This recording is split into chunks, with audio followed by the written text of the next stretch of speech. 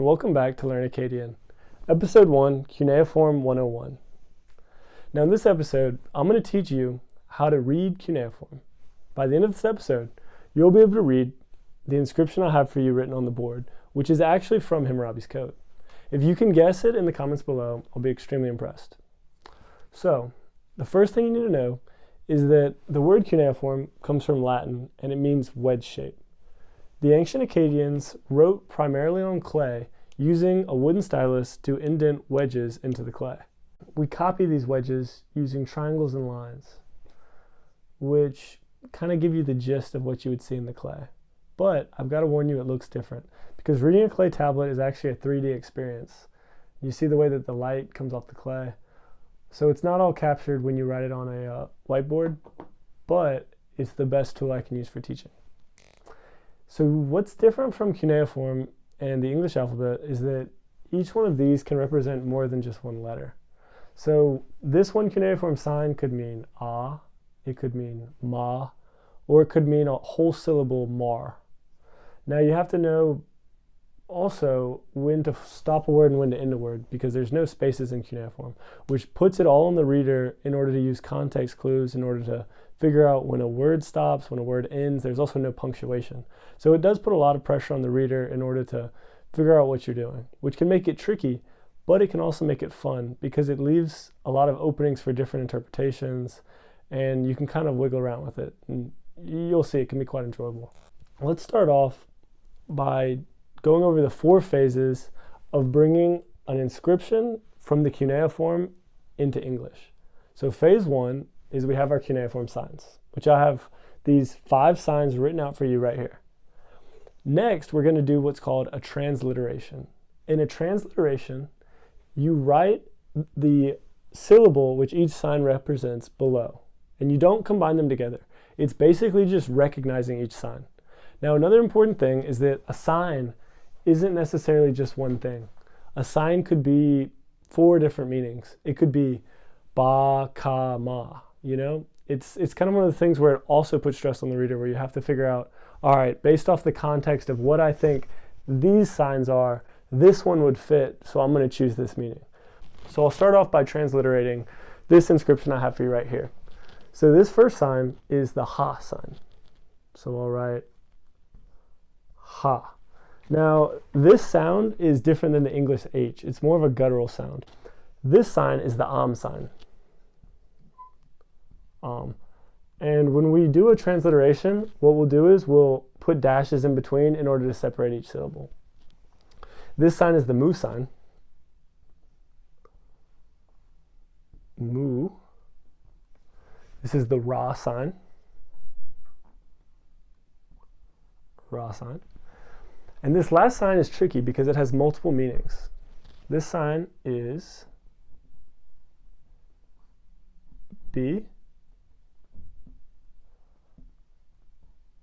pi 2, and kosh. So this letter, which you can see on the end, is called a sheen.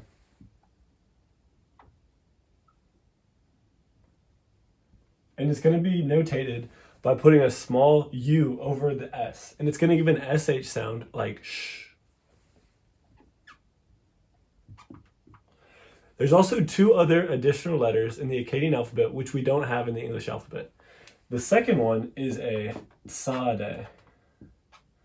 The tsade is written like an S with a dot underneath. And that is going to make a TS sound like ts. And the last letter is a T with a dot underneath. And this is an emphatic T. So where a normal T you would just make a T sound, this is going to get a little bit more emphasis and it's going to have a stop afterwards, like T. Now you'll notice that the pi has an accent mark. This is a notation used in Assyriology that has nothing to do with the way we pronounce the words, but instead tells us which sign this is referencing. So, for example, B is an implied 1. That's the first type of sign to test it.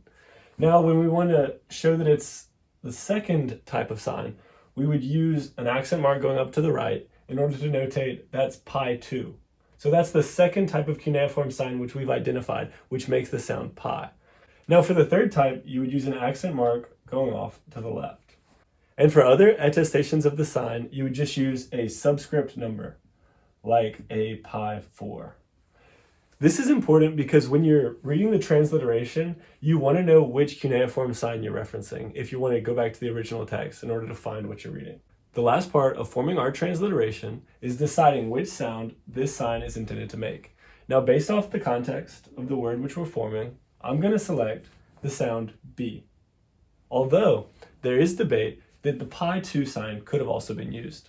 Now that we have a transliteration, we can combine these syllables into a normalization, which is creating an actual Akkadian word, like what would have been spoken in ancient times. Now we're going to do this with the 3 golden rules of normalization. Rule number 1 is that when you have adjacent vowels that are identical, you can combine them together. So the A from ha can combine with the A from am. Rule number 2 is when you have adjacent consonants that are identical, they can never be combined together. So the M from am will not combine with the M from mu. It will be ham, mu. Now the third rule is that when you have a single consonant, you can double it without having to have an extra sign for that consonant. Now in this case, we're not going to have to double any consonants, but this can become extremely important in other words. So I'll give you an example. The Akkadian word isharik, which means he, she, or it stole in the past tense, this R can be doubled based off the exact same signs, which could be changed to isharik, which means he, she, or it will steal, or he, she, or it is stealing in the present. So this can create a very different meaning, but it's something that will look the exact same in the signs, and we're going to have to, again, use context in order to decide when it's time to double a consonant. Now, this is just something to remember because a lot of times when you're translating, you might not have enough consonants, and you might find yourself really wondering what's going on, but you just have to remember the third golden rule of normalization, and that's that consonants can be doubled. So, following the 3 golden rules, we're going to normalize ha, am, mu, ra, bai to ham, combining the A's, mu, not combining the M's, ra,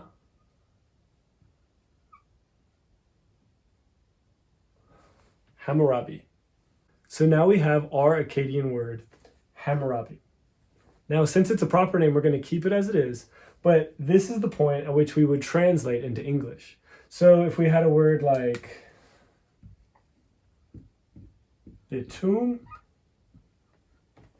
we could then translate into English, house.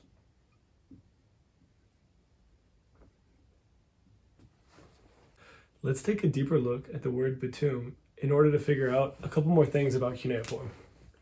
So I've written it out in cuneiform for you here.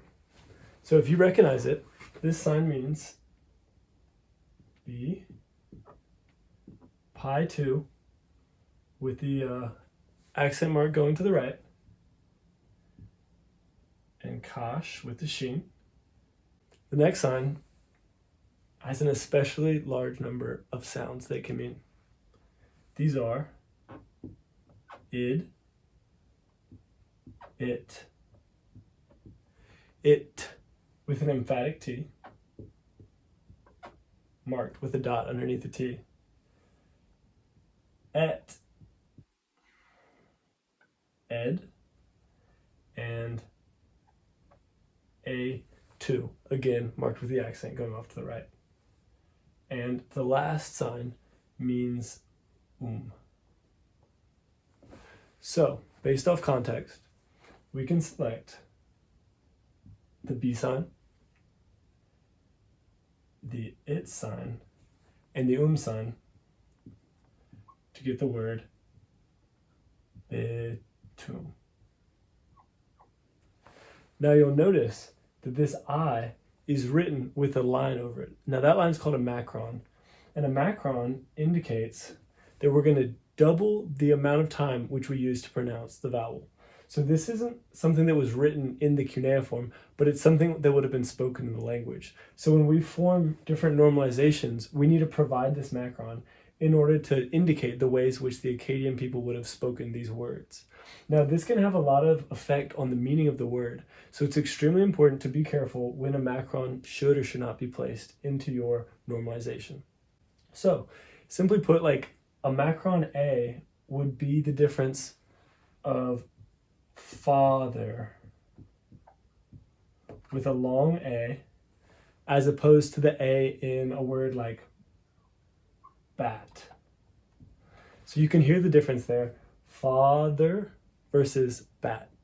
It's about double the length. The last cuneiform concept we're going to end on is something called a sumerogram. So when the Akkadians were writing their language, they borrowed a lot of cuneiform signs from the Sumerians. But these signs don't function the same, providing different sounds. They actually provide entire words. For example, we just translated these 3 signs to mean the word bitumen. But in Hammurabi's code, you'll never see these 3 signs used to indicate the word bitumen. Instead, they used a sumerogram.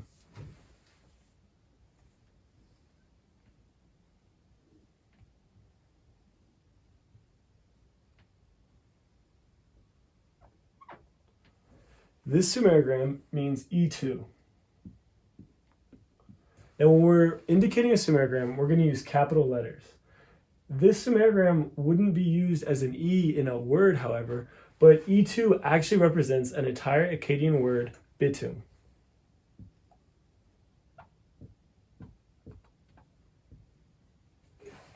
We'll discuss the ways in which sumerograms can function as different parts of speech later in the series, but for right now, this should provide you with a basic understanding of cuneiform for us to begin to explore the language.